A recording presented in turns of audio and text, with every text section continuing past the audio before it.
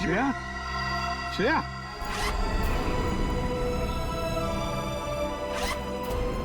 श्रेया, श्रेया,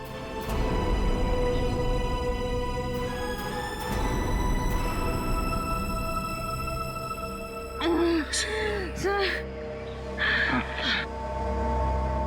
क्या हुआ? किसने किया ये? क्या हुआ? ब्रीफकेस। ब्रीफकेस? हाँ सर, कौन सी ब्रीफकेस? वो ब्रीफकेस उधर। सचिन देखो जरा, जाओ। श्रेया, किसने किया ये? बच्चे कहाँ हैं? कहाँ है बच्चे? सर तारा और चिंटू को दो गुंडे उठाकर लेकर गए थे। तुमने देखा उनको? चेहरे देखे उनके? नहीं सर, उन्होंने मास्क पहने हुए थे। एक व्हाइट कलर की वैन में दोनों बच्चों को उठाकर लेकर गए वो।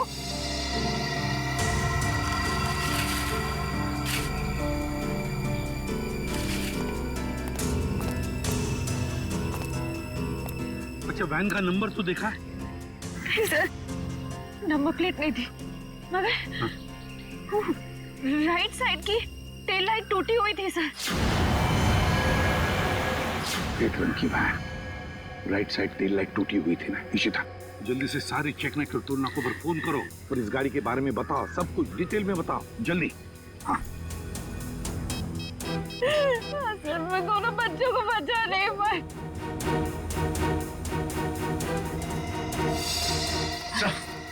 हाँ, ये रहा वो ब्रीफकेस।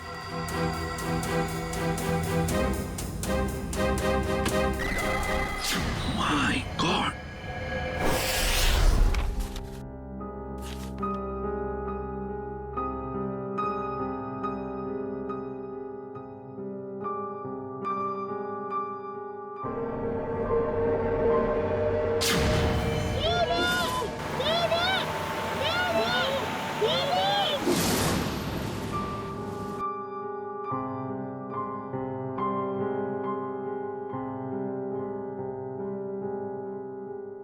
श्रेया मैम, कुछ दिन सेहत का ध्यान रखिएगा। सर पर भी काफी जख्म आया है। ये जख्म तो भर जाएंगे तेरे।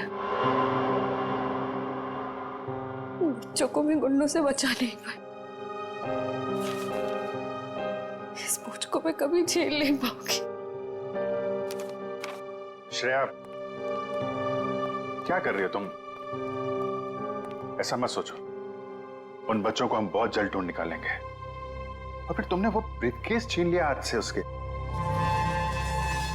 एक बार डॉक्टर सारों के उस ब्रीफकेस से कोई सॉलिड सबूत निकाल लें, उन बच्चों तक हम बहुत जल्दी पहुंच जाएंगे।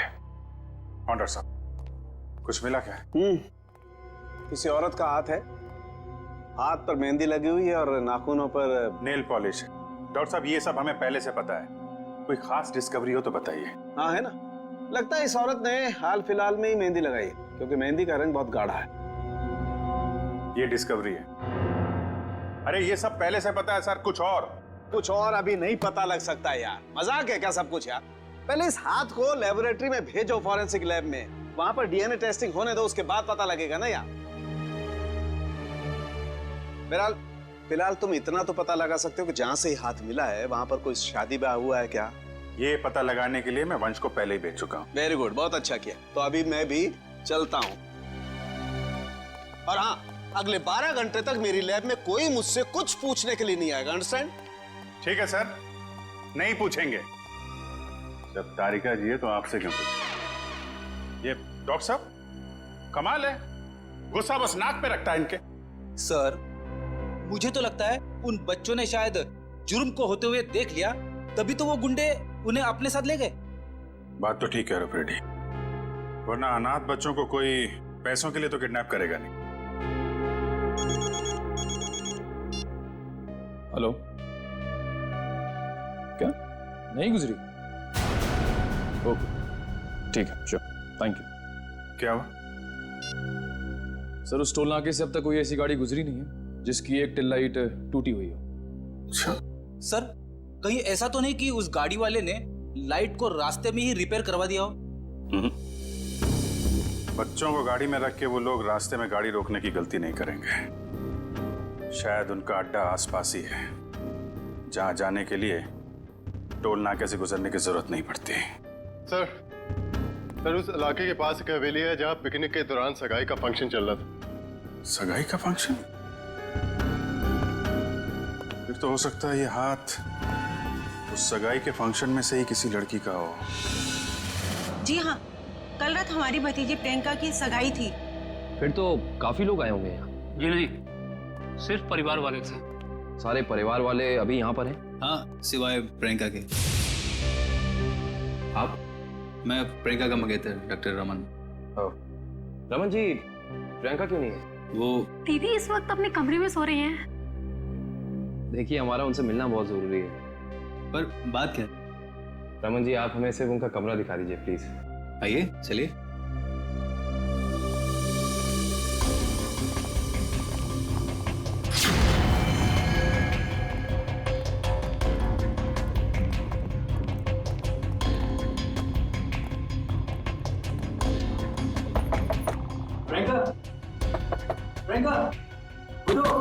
प्रियंका, एक काम करिए, इस कमरे की डुप्लीकेट चाबी लेकर आइए। प्रियंका रोज इतनी देर तक सोती है? दोपहर का 1 बज रहा है। नहीं, वैसे तो जल्दी उठ जाती है। शायद सगाई की थकावट होगी इसलिए नहीं उठी है वो।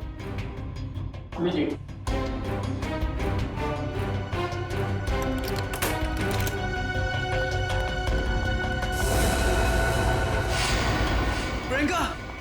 प्रियंका! प्रियंका का हाथ कहाँ गया? प्लीज अब बाहर चलिए। Sir please. Sir, she is dead. जिस बात का शक था वही हुआ।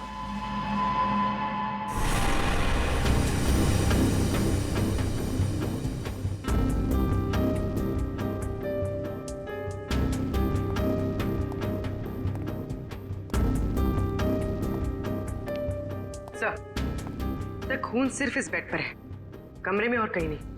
और सर, कमरे का सामान भी बिखरा हुआ नहीं। सर, इसका मतलब जब प्रियंका सो रही थी तभी खूनी ने उसका हाथ काटा। पर जब इसका हाथ काटा होगा तो ये चिल्लाई तो होगी ना? चिल्लाती कैसे निखिल? उसकी गर्दन के निशान साफ बता रहे हैं कि खूनी ने पहले गला दबाकर उसकी जान ली और फिर उसका हाथ काटा। पर अगर खूनी ने प्रियंका को मार ही डाला था, फिर उसका हाथ क्यों काटा? और हाथ काट के उसे ब्रीफकेस में क्यों लेके जा रहा था? एक काम करते, इस कमरे की सही से तलाशी लेते।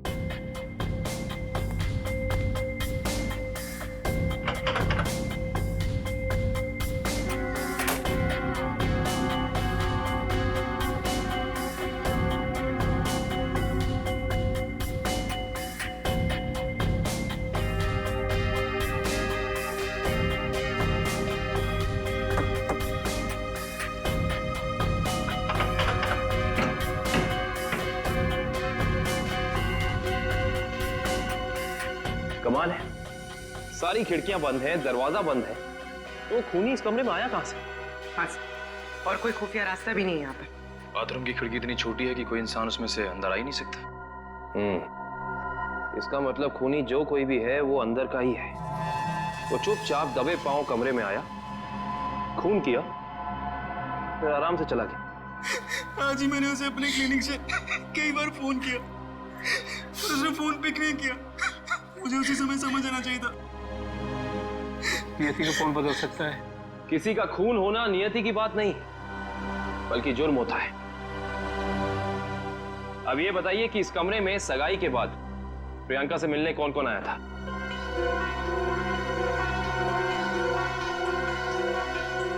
सबकी जबान पे तो ताला लग गया। इस ताले को खोलने का तरीका है हमारे पास। इस कमरे के बाहर जो सीसीटीवी कैमरा लगा है, उसकी फुटेज हमें बताएगी कि इस कमरे में कौन कौन आया और कौन कौन गया।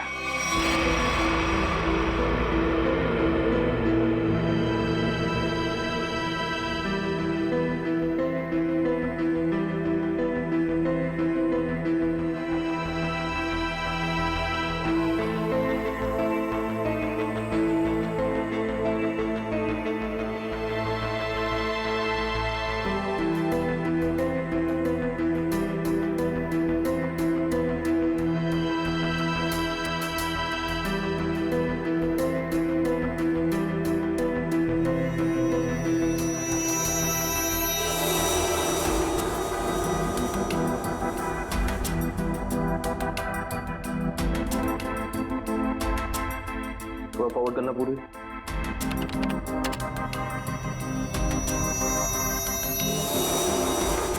पॉज करना। ये आदमी प्रियंका के कमरे में बहुत सारा गिफ्ट लेके गया, लेकिन 1 मिनट में वापस आ गया। हाँ, निखिल एक काम करो, घर वालों को अंदर लेकर आओ। आप लोग प्लीज थोड़ा अंदर आइए।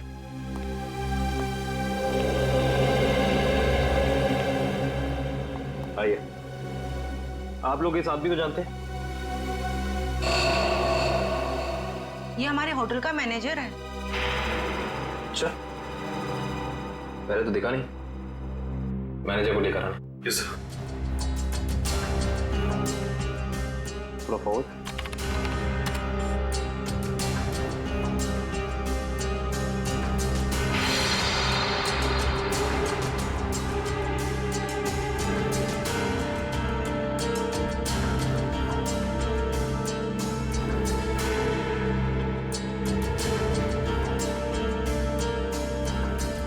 वो भी थोड़ा फॉरवर्ड कर।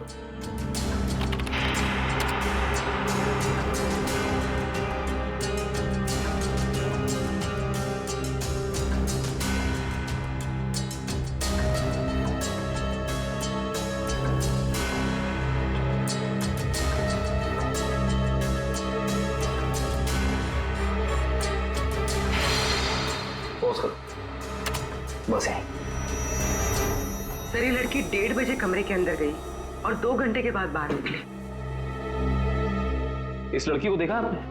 ये कौन है? इसको तो हमने पहले कभी यहाँ नहीं देखा।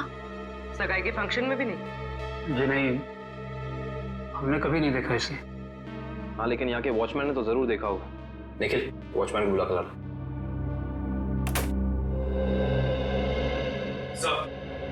सब जगह देख लिया मगर मैनेजर कहीं मिला नहीं सर। मिला नहीं? सुबह तो यही था, शायद मार्केट गया होगा सब्जी लेने के लिए। कमाल है, पहली बार सुन रहा हूँ कि इतने बड़े होटल का मैनेजर बाहर सब्जी लेने जाता है। ये इस होटल के वॉचमैन, मेरा नाम है रिंकू। रिंकू जी, इस होटल के मैनेजर को तुमने यहाँ से बाहर जाते हुए देखा था? नहीं सर। इस लड़की को देखा था? हाँ सर, ये तो वही लड़की जो कल रात प्रियंका मैम से मिलने आई थी। क्या कोई भी अरे घर आएगा प्रियंका से मिलने और तुम्हें अंदर जाने दिया? नहीं साहब, हमने पहले प्रियंका मैम को फोन किया उनके रूम में, उन्होंने बोला आने दो, तो हमने आने दिया। इसका मतलब प्रियंका इस लड़की को जानती थी और आप लोग कह रहे हैं कि आप इस लड़की को जानते नहीं। रिंकू एक बात बताओ, ये लड़की कल होटल अपनी गाड़ी से आई थी या फिर? सर ये लड़की टैक्सी से आई थी। टैक्सी? उस टैक्सी का कोई नंबर रिकॉर्ड किया तुमने, कहीं लिखा कुछ? हाँ साहब, मैं होटल के अंदर जितनी भी टैक्सी आती है उनका नंबर लिख के रखता हूँ रजिस्टर पे। ये फोटो ध्यान से देखो, ये लड़की कल रात तुम्हारी टैक्सी में बैठी थी। आप लोग कौन? हम लोग सीआईडी से। सीआईडी साहब, मुझे तो इस पे पहले से ही शक था कि लड़की में कोई गड़बड़ है। क्यों, क्या हुआ? ये लड़की 1 बजे रात को अकेली हमारी टैक्सी में आके बैठ गई और कहने लगी मुझे कुंदन नगर हवेली पे छोड़ दो। अच्छा, फिर क्या, मैंने उसे कह दिया कि वापसी के भी भाड़े देने पड़ेंगे और वह तैयार हो गई। क्यों? मान तो गई, लेकिन हवेली पे जाने के बाद उसने कहा कि थोड़ी देर इंतजार करना पड़ेगा और 2 घंटे लगा दिए और 2 घंटे के बाद उधर से वो दौड़ती हुई चली आई और मुझे कहा कि चलो। मैंने पूछा कहाँ, तो बोली कलानगर म्यूजियम पे। कलानगर म्यूजियम? सर इतनी रात को तो ये म्यूजियम बंद रहता है ना? हाँ सर, मैंने यही उनसे पूछा पर उन्होंने कहा तुम अपने काम से काम रखो। काम से काम तो अब सीआईडी रखेगी। कलानगर म्यूजियम।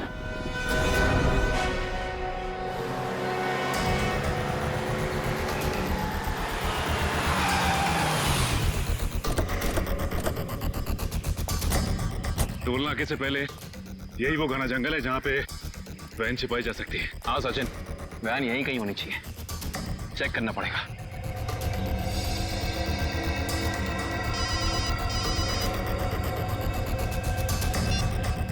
कितनी बार कहा है तुम लोगों को कि कोई गलती नहीं होनी चाहिए, मगर तुम सब लोग निकम्मे हो, निकम्मे। बॉस, हमारी तरफ से तो सब सही जा रहा था, पता नहीं ये बच्चे अचानक कहां से आ गए।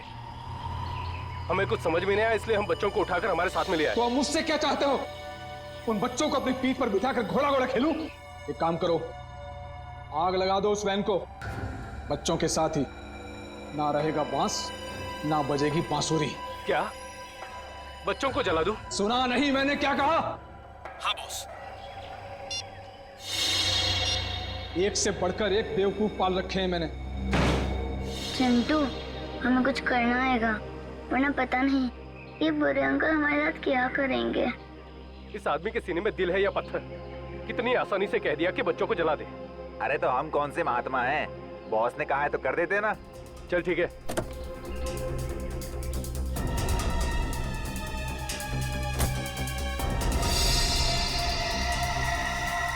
ए जल्दी करना। अरे रुकना, हलवा है क्या? कर रहा हूँ ना। ये ले पकड़। चल जल्दी से डाल।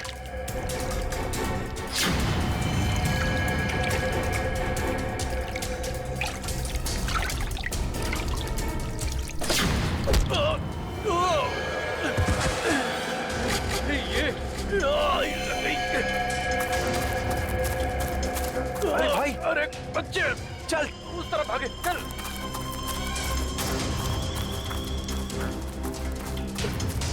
जल्दी कर, कहाँ गए? जा उधर देख।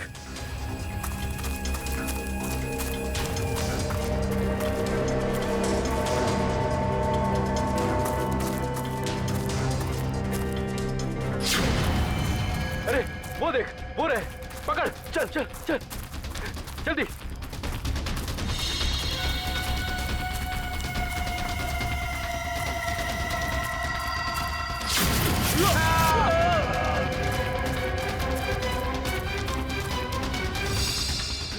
पूरे हाँ, चल चल।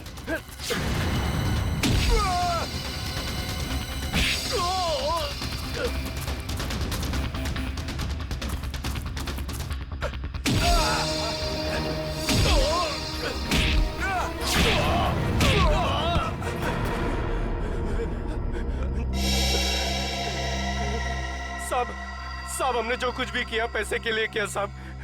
हम असली गुनहगार नहीं है साहब। वो बच्चों ने हमारा चेहरा देख लिया था।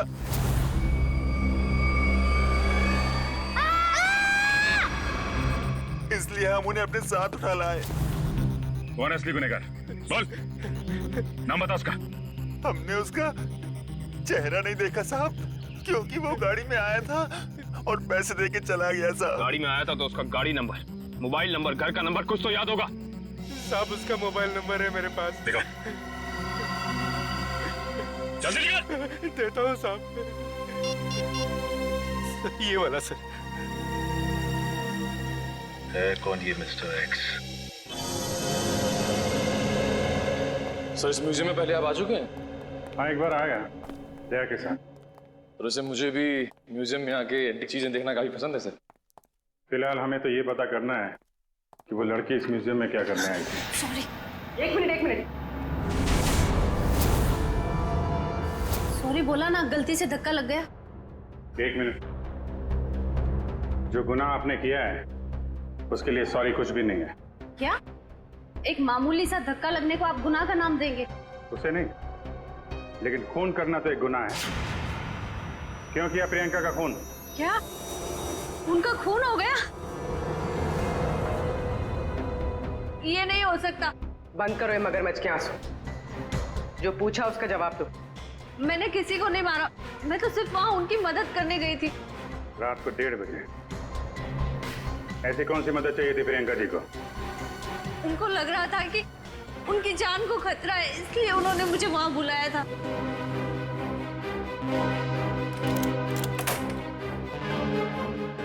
थैंक गॉड तुम आ गई। मगर हुआ क्या? इतनी रात गए बुलाया, क्या हुआ? कुछ तो बताओ, क्या हुआ? तुम इतनी टेंस क्यों नजर आ रही हो? मेरी जान को खतरा है। क्या? मगर किससे? ये सब बातें करने का बिल्कुल वक्त नहीं है। ये बताओ, जो सामान मैंने तुमसे मंगवाया था तुम लेकर आई हो, अब फटाफट मेरे लेफ्ट हैंड का प्रिंट ले लो। Do it fast.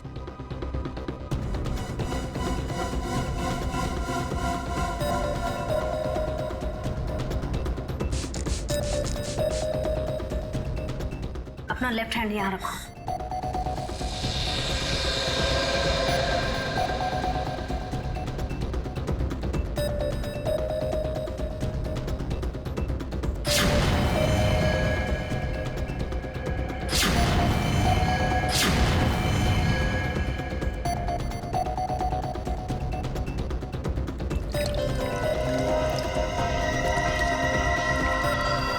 देखो, अभी तक तुमने मेरी बहुत मदद की है। मेरा एक और काम कर दोगी प्लीज? काला नगर के म्यूजियम में जाके ये हैंडप्रिंट और अंगूठी मिस्टर सुमेश को जाकर दे देना प्लीज। पर ये सब क्यों? ये सब मैं तुम्हें अभी नहीं बता सकती। तुम अभी जाकर म्यूजियम में मिस्टर सुमेश को मिलोगी। जी राजकुमारी जी। और सुनो, काम हो जाने के बाद ये अंगूठी मेरे सिवाय किसी को मत देना। अगर मुझे कुछ हो जाए तब भी नहीं, ओके?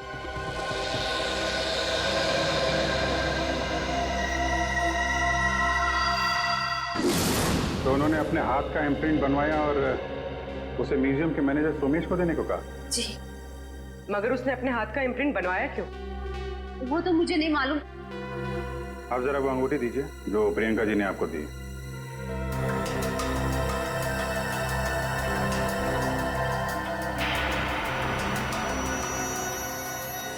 ये तो काफी अनमोल लगती है।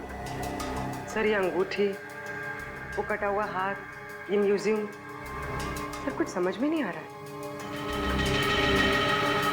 इसका जवाब तो अभी ये मैनेजर सोमेश जी देंगे। इस तरह की कलाकारी करने का उसे बहुत शौक था। Mister Somesh. Yes. CID. CID? क्या बात है सर? जरा इधर आइए, आपसे कुछ बात करनी थी। कीजिए ना सर, मुझसे कोई गलती हुई क्या? नहीं, वो बात नहीं है। आप जरा ये अंगूठी देखिए, इसे पहचानते हैं? जी हाँ, ये राजकुमारी प्रियंका जी की अंगूठी है। आपके पास कैसे आई?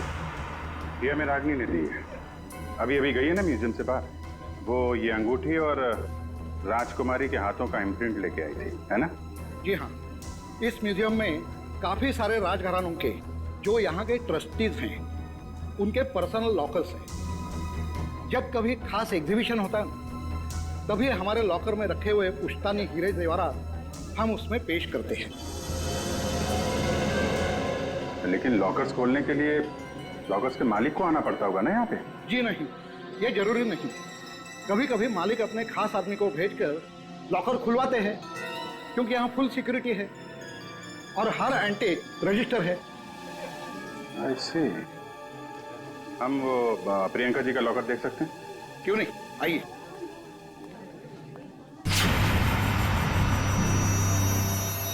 ये रहा उनका खास लॉकर।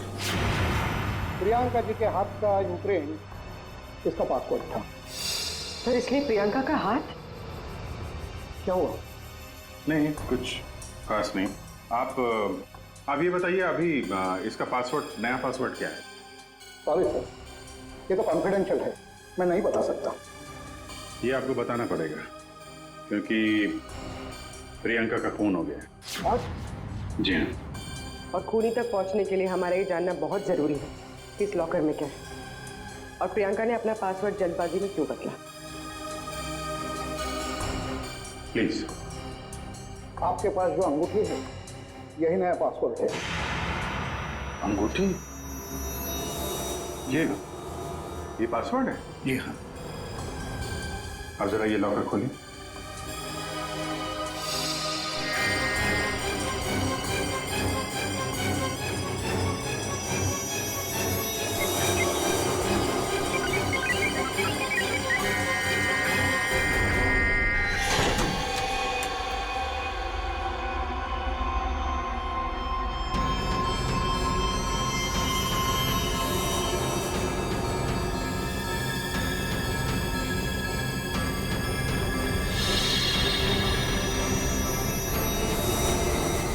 इतने सारे जेवर?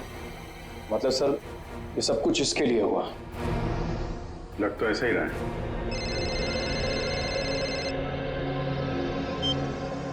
हाँ बताओ। गुंडों के पास से जो नंबर मिला था वो कुंदनपुर के होटल के मैनेजर का है? Very good, very good. नहीं, मिलते हैं उससे मिलते हैं।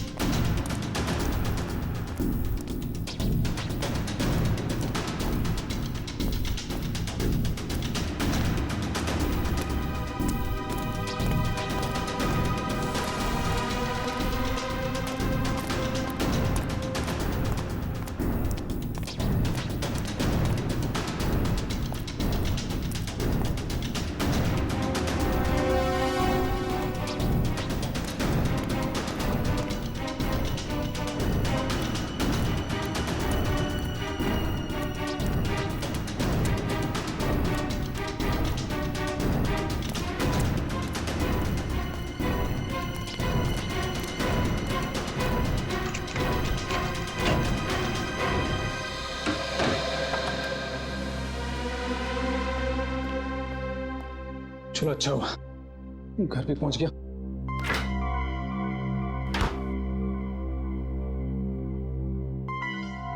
किसी ने देखा भी नहीं सिवाय हमारे सीआईडी।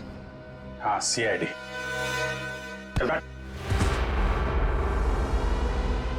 बोल, राजकुमारी का खून क्यों किया तूने? मैंने राजकुमारी को नहीं मारा सर, मैंने तो जो किया वो उसके कहने पे किया। किसके किसके कहने पे किया? पता नहीं सर, मुझे तो एक पर्ची मिली थी, उस पे लिखा था कि मैं राजकुमारी के कमरे की खिड़की खुली छोड़ दूं।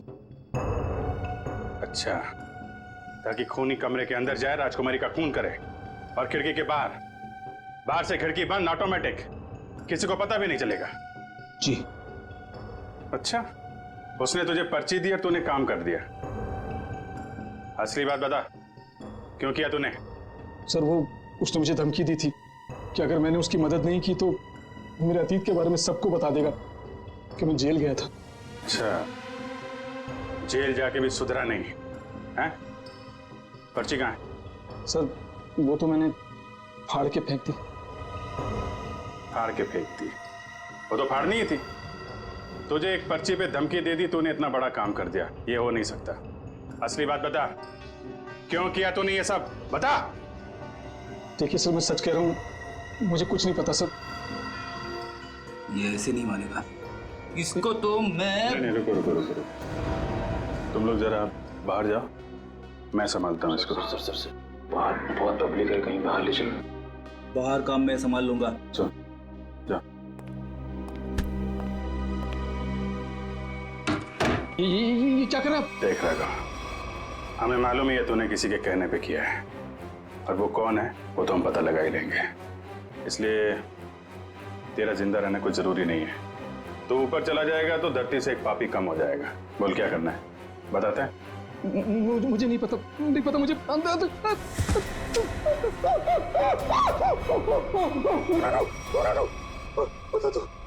बोल।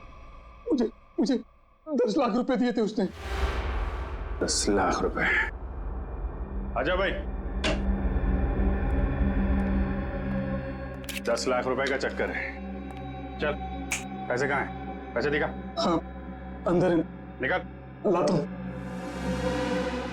सर नुस्खा काम आ गया।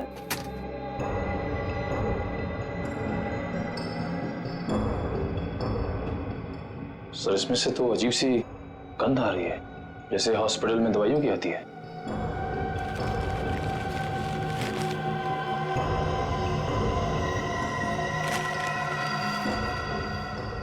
मुख में से नहीं है, अखबार में से आ रही है। एक मिनट सर, इस पे कुछ नंबर लिखा हुआ है। 82184। तो घर का एड्रेस लिखा है, दवाई की स्मेल और ये घर का एड्रेस। अब समझ में आया वो पर्ची दी किसने थी। कितनी बार उसे समझाया कि हमारा अभी मिलना ठीक नहीं है, लेकिन फिर भी पता नहीं वो क्यों मुझसे मिलना चाहता है। This better be important. Yes, it is important. मेरा तुमसे मिलना बहुत जरूरी, क्योंकि मुझे मेरा पैसा चाहिए अभी। कैसा पैसा? पैसा कैसा होता है अभी ये भी तुम्हें समझाना पड़ेगा। जब प्लान ही फेल हो गया तो पैसे का तो सवाल ही नहीं उठता। तुम्हारी गलतियों का खामियाजा मैं क्यों भुगतूं? प्रियंका से शादी करने के बाद मैं वैसे भी करोड़पति बनने वाला था, और तुमने मुझे गलत राह पे चलाया, और इसकी सजा तुम्हें भुगतनी होगी। देखो, मैं तुम्हारा दुख समझ सकता हूं, लेकिन जब लॉटरी लगी नहीं तो इनाम बांटने का सवाल कहां से उठता है? लॉटरी तो लगी है, सीआईडी वाली। सीआईडी? और इनाम भी बहुत जबरदस्त मिलेगा अंकल जी। रमन, तुमने सीआईडी को बुलाया है? जब पार्टनरशिप की है तो जेल अकेले कैसे जाता? क्या मतलब? मतलब मैं समझाता हूँ। जब हमें होटल के मैनेजर के घर से न्यूज़पेपर में इस डॉक्टर के क्लिनिक का एड्रेस मिला तो हम समझ गए थे कि प्रियंका के मर्डर में पहला मोहरा ये डॉक्टर है। मगर हमें पता चल गया था कि इस डॉक्टर में इतनी हिम्मत नहीं कि किसी का खून कर सके। तब हमने एक प्लान बनाया।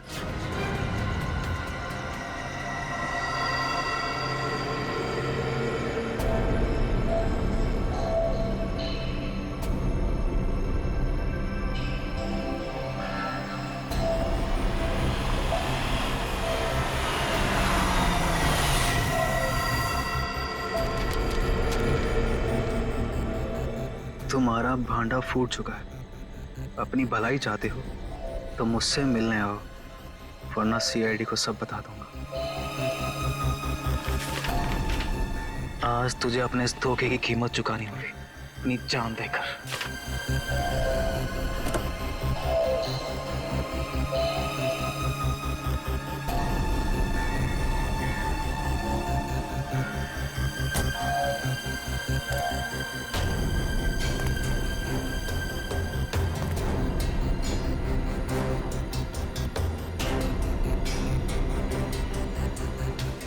कहाँ हो तुम? अब चूहे की तरह बिल में छिपके क्या बैठ गए हो? लो मैं आ गया। क्या हुआ? डर गए क्या? अब डरने की बारी तुम्हारी है।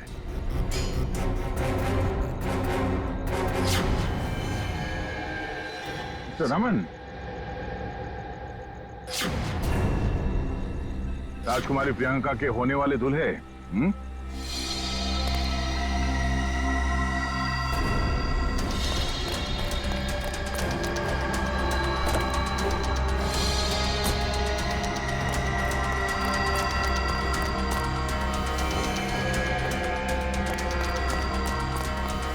बहुत बड़ा धक्का लगा। हम यहाँ पे देख के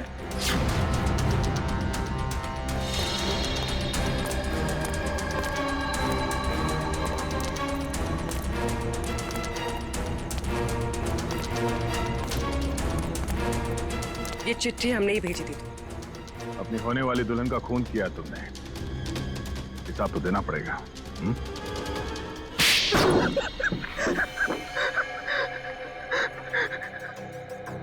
ठीक कह रहे आप लोग। हमने ये सब प्रियंका की दौलत पाने के लिए किया था।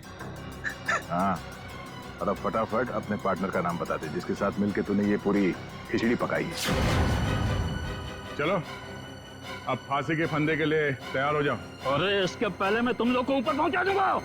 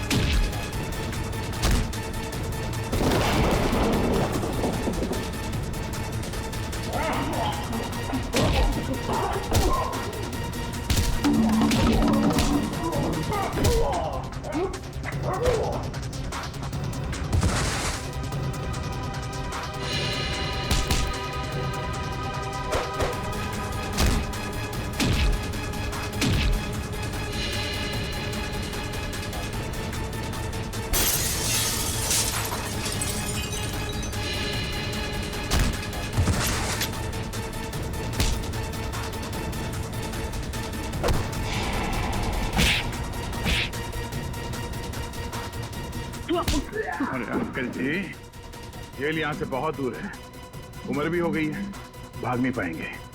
सीआईडी की जीप पे छोड़ देते हैं आपको।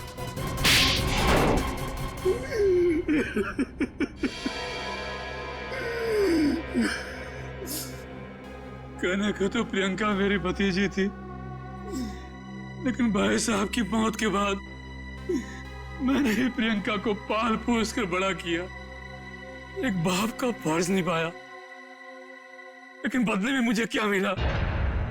भाई साहब ने अपनी सारी प्रॉपर्टी प्रियंका और उसके होने वाले पति के नाम कर दी थी। इसलिए प्रियंका के होने वाली पति को भी तुमने अपने प्लान में शामिल कर लिया।